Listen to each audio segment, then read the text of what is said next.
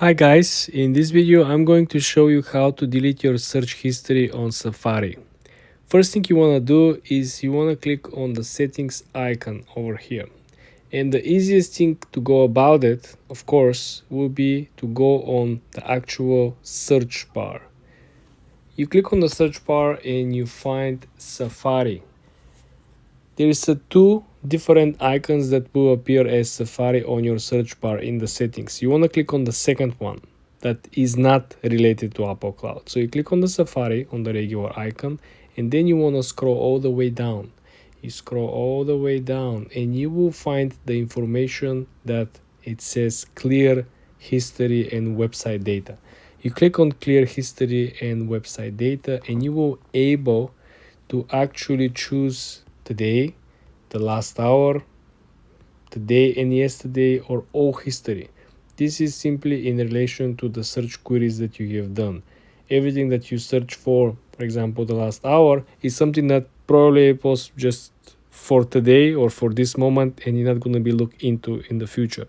So you want to delete that so you're not going to get recommendations, spam messages, and advertisements related to your search, right? Things might look even different if you go down and see that you're able to actually wipe out the whole history.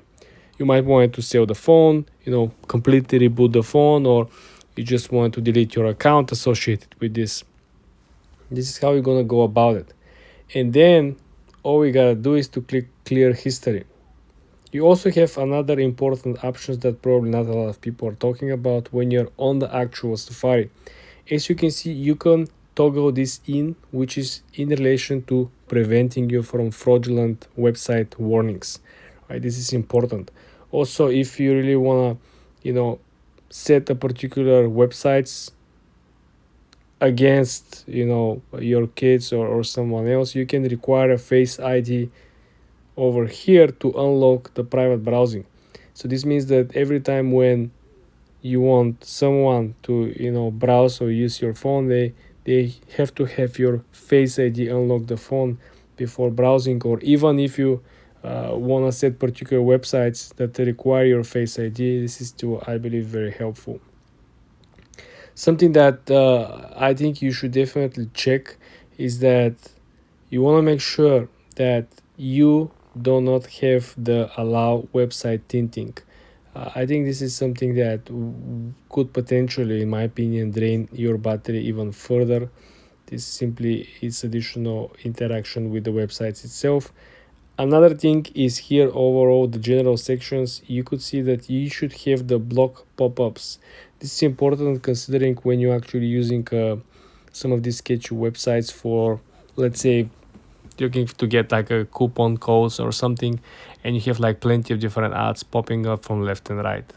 This is why you want to have the pop-ups toggle in, so you will be able to prevent additional windows to pop out on your device. What else? I think extensions. I don't use a lot of extensions here, but you can see that you can actually integrate different extensions, allowing you simply to use Safari and automatically log in. Meaning, if you shop, if you use particular, browsers that give you discounts, you can, set them once in a while and you can get the default like settings and promos. I don't do any of this, but I think it's very important to look into this because remember, there are two different Safari icons and Safari settings here.